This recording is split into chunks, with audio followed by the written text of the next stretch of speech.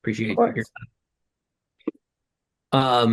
wild that we're here, but final weekend, home weekend of the regular season. Just curious, sort of, where do you think your group is at this point in the year? And, if you look back on the preseason and had expectations for where you and your staff and your team might be at this point in the season, how do, your expectations match reality?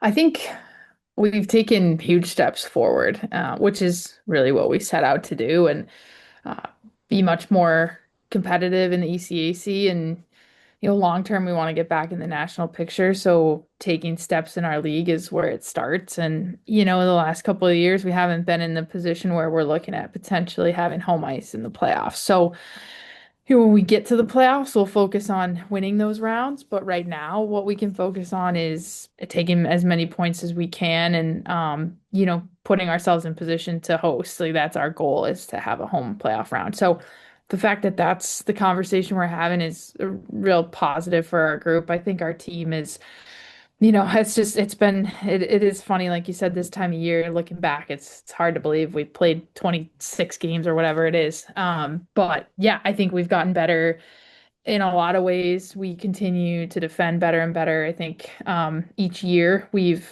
given up fewer goals per game, and each year we're scoring more goals per game. So we've seen that kind of flip this year to the positive, and I just think taking huge steps. This is what we set out to do. And yeah, really happy with where our group is at. We've had some huge wins, particularly this semester and particularly in overtime, as it turns out. And, that was an area that was tough for us last year. So there's just so many places to look where we've been more successful. And, I think as it stands right now, we've made the biggest jump in Division One women's hockey from last year to this year in terms of wins at plus 10. So that's what we wanted. That's what it should be. And yeah, just continuing to work for more and see how long we can keep playing. Hmm. Bill, if you have a list of the plus minus and wins at some point, I don't know if you can uh, relay that, and also the while I'm on things from you, Olympians other than Emirates and KDR, if there are any. Just flag that if I could. On sort of a more micro level, coming off of last weekend, what were your takeaways from that trip, which is never an easy one? And then, does the confidence of the Cornell win help you this weekend coming up? Probably one of the hardest places to take points is Lina, so that was huge for our group. We talked about maybe one of our favorite wins this half, just because, you know, beating UMD in Belfast, huge win. Beating Brown with the clock going down at home in overtime, huge win. Beating BU in the Bean Pot, huge win. They were all in overtime. So when you win in overtime, you're not having to hold a lead. And so for us to be in that position where we were playing 5-on-6 for about 3.5 minutes. That's a great position for us to be in, to have success. Certainly relied on Ainsley making some saves, but overall our 5-on-6 was really solid. Want to win more draws in that situation and have a couple adjustments that we'll work on this week, but really structurally and kind of some of the plays we made, 5-on-6 were really positive and just huge for confidence to be in that position and get it done. And honestly, up until Saturday, we had kind of pointed to some other teams in our league and said, hey, we want to play like they do when they have a lead. And it was because we were sort of waiting for our own example of it. So great to have our own example, our own video to go back to, our own group to be confident about. And I think our players just continue to do a great job defending and certainly starts from the goaltending. But I think that was a huge part of the Cornell game. And yeah, just want to take off on that foot, continue getting better in really 5-on-5 always, but also those special situations end up being key. So just great experience to have that opportunity on Saturday. Hmm. Uh, Certainly, you can make the argument for a number of different weekend sets that you have in ECAC. Probably on the road, I would assume most coaches would say is a little bit more difficult than at home. But this one coming up, I would make the argument is the toughest one this year in the conference. Would you agree with that? And what do you, eh, just generally speaking, what are the main challenges that come from this Quinnipiac Princeton weekend? Yeah, I think they're either 1-2 or 1-3 right now, or 2-3 in the league. They're up there, right? So I think you can certainly make a case that this is the toughest series, and it's the only one for us this year that we haven't taken points from. Every other series we've taken points, which was a huge step forward for us as well. But now we have our opportunity to do it this weekend against them again. So kind of unique. Played them very recently. Both really good teams. Quinnipiac's obviously having a great year, so well coached, so structured, so disciplined. When we played them there, kind of put on a clinic of how to close out a game and get it done and win a hockey game when you had a lead. And I thought they were really solid. And then, Princeton also having a great year. Court's doing a great job. Tons of offensive talent. They can really put you in a blender in your D zone if you don't find ways to slow them down, play physical, get disruptions. So just I thought we played okay there a couple weeks ago, but we certainly have a lot better in us, and just really looking forward to getting the opportunity to play them again. And it's all about, us and how we play and continue to take steps forward. I think we're a better team than we were a couple weeks ago. And also, just kind of adjusting to some of the things they do and being ready for that. So looking forward to it. Mhm. Um, You alluded to this a little bit earlier, so I think I generally know your answer, but curious, looking at the standings, there's a healthy lead, I'd say, above the teams below you, and the 5.5 points for St. Lawrence. That would be the difference between getting a home game right and not. So, are you watching the standings just to the extent of wanting that home game, or how closely are you keeping an eye on the table right now? Yeah, 5.5 points is, like you said, St. Lawrence's lead. They're within striking distance, 6 points on a weekend. So for us, I think it's important to know, what you're shooting for. And we said at the start of this semester, we want to win the friendship series. We want to win the Bean Pot, and we want to host and win a playoff round, and then continue to do that as long as we can. So, it's still within our hands to some extent to host. You can't get caught up in it. I mean, it's going on all year long, right? But at this time of year, you can see it a little more clearly what the options are at the end. And it's just something that you can't get caught up in because you only control so much of it. But what we can control, like, we got to be all over that. We want to be taking as many points as we can the next 4 games, one game at a time.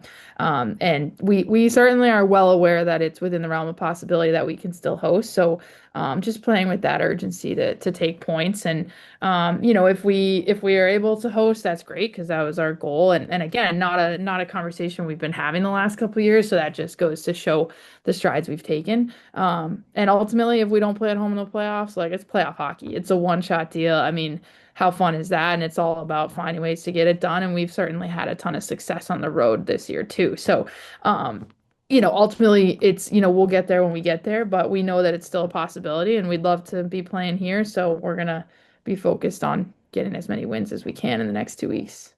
Hmm. And last one for me before I pass it off to whoever else wants to jump in. With the goalies, I don't know if you could provide any sort of general outline of how you see the last 4 games of the season going. You had 9 for Tuffy, 2 for Emily, 1 for Izzy there in January. Izzy got the Quinnipiac game. Do those things factor in? Do you have some sort of structure that you could hint at for us for the last 4 games? Yeah, I think, for this season in general, the way it's kind of shaken out is Ainsley's played about half our games, and MED and Izzy have played the other half combined. So kind of, coming into this second half, we were looking for someone to take over the net. And if that happened, that's great. And I feel like Ainsley, starting with Belfast, really has played really good hockey and created that opportunity for herself. So she's certainly gotten more starts here in January and played really well against Cornell. So, we know we will continue to rely on Ainsley, and we also know that we have good depth at that position. And I think MED and Izzy both have gotten us huge wins throughout this year and are continuing to make our team better in practice every day, which I don't think, you know, I don't know if every team can say that. All I know is that we can say that all three of our goalies really make us better on a daily basis and are ready to go. So, it's kind of what it's been all year long. It's really good competition in there, and I just think we continue to get really quality starts from our goalies, which is huge for our team. Um, I know you just talked about Ainsley, but just a follow up on that one. Do you feel like she's not getting enough love for what she's been able to do so far this year? It feels like she's been able to steal some games. Yeah, I mean, she's been really, really good. Just like performance after performance, that's really impressive. Her stats are really otherworldly. The save percentage and just what she's doing in there has been really incredible. I don't, in terms of how much love she's getting, I think it's, when you don't play, when you get to this time of year, you don't have 20, 30 games played, maybe that affects how people vote for awards and things like that. I mean, we don't get caught up in that. This is about the team, and Ainsley's always been all about winning, and that's what she cares about. But I do know that, man, to put up that stat line even over 13, 14 games, what she's been doing is it's certainly helping us win, and it's I've just been really impressed by the way she's played. She's quite the competitor. That's awesome. You talk about the goalie and the defense playing a big factor this year. At least for me, looking at the games that I've been able to cover for you guys, Annie Sun and Kaylee McDonald have taken steps each year to be better and better. Can you just talk about Annie and Kaylee and what they've been able to provide defensively for you? Yeah, there are juniors. We got 60 right now. Two of them are juniors, one's a sophomore, three are first years. So it's a pretty young group. And they're really the veterans in that group, which has been, I mean, they're just, like you said, they get better and better. Kale's a leader. She's got natural leadership ability. She's really been reliable for all of our D, but especially Bella's really played with her the most. And when you're a first year and you can look to your D partner and they always know the face-off coverages, they always know where to be, and you can see her point a lot on the ice and communicate. I mean, that's pretty invaluable to have that. And I think Bella would say that about Kale. And then Annie's son, same thing. I mean, she's having a career year. She had a big injury at the end of her freshman year. So last year was really coming off of that. And now just to see her keep getting better, I mean, she works extremely hard. She'll do anything you ask of her. She's played a lot of different roles. She's going to be in big situations for us. Defends well and creates on the offensive side too. And that side of her game just keeps getting better. So can't say enough about those guys. I think, there's a reason that our team continues to get better, especially defensively with those guys leading the way on the back end. Awesome. Thanks, coach. And just last one for me is obviously Princeton. I'm doing the Princeton game on Saturday. Tough one, first time around, but it felt like that third period, you guys really started playing much better, outshot them in that third period. What do you got to do to get to a faster start here on Saturday against Princeton? Yeah, I mean that was it. Really, we had a quite a slow start, and the interesting thing there is we had a Zoe went down in the first period and had a great opportunity. Could have ended up in the back of the net, and you take a couple blinks later and we're down 2-0. They scored a nice goal and then tough bounce right away after that to make it 2-0. So that was a good spot for us to be in to just see what we were made of. And I felt like after that, we played a pretty solid game and like you said, great third period. But yeah, we'll definitely be focused on having a better start. I think again, Princeton, the offensive game for them is just really impressive and got to find ways to slow them down. But I think we're better prepared for it now, and if we can do that, get at them early. I'd love to see what we can do on the offensive side of the puck, and just like how we're playing right now. In that stretch, I wasn't honestly loving how we were playing through the Bean Pot and through that road trip. We kind of had a series of games strung together where we really weren't playing that well. So I think we're in a better spot now, very process focused, and going to stay on top of the things that we know are really important, and ultimately the results will take care of themselves. But looking forward to getting these two back again. Awesome. Thanks, coach. Good luck this weekend. Thank you. I saw the new recovery zone has been kind of up and running now for a little bit at Brighton. I'm just curious what anybody has said to you about some of the things that they've been able to get in there and do and the positives about just being able to have that space. Yeah, it's huge. I mean, to have it right here in the rink, it's incredible. I think, you know, we are very fortunate to have Friends of Harvard Hockey and the Landry family in particular supporting us the way they do. I mean, I think the experience that we provide is incredible, and we want to be a high performance environment. That's what we've been trying to create, since the day I got here, and that's what Harvard is about, is striving for excellence, trying to find your best, be your best, continue to learn, continue to get better, and to have that opportunity, like part of that is recovering well and leaning into that side of your training, and just so important throughout the course of the year, especially now. Some of our off days, some of the time you spend recovering and what you're eating and drinking are probably more important than even some of the things we're trying to do on the ice, because they're just so impactful when it comes to performance. So we're so grateful. It's to be where we're at as an Ivy League school and be providing what we are in our hockey environment, I think is top notch, and we certainly have everything we need to have success. Who's spent the most time in there? And is it more of something that like they're just like, oh yeah, I get to be in and I'm hanging out just to make sure my body's right. Like they're over the top about it. Yeah, I mean, a lot. I would say our whole team, there were times in the first half where we would practice on Thursdays late in the day, and they would get here 3 or 4 hours before. Ella and Ainsley were loving it in there. El Sproul talks about the Rico room all the time. Uh, Gwen was coming in really early on Thursdays with Ella to go in there. So, I mean, but they're all in there. They love it. They spend a lot of time in there, especially on our off days and on Sundays. So, I think it's definitely a team space, and that's what it's meant to be. So, they love being in there together.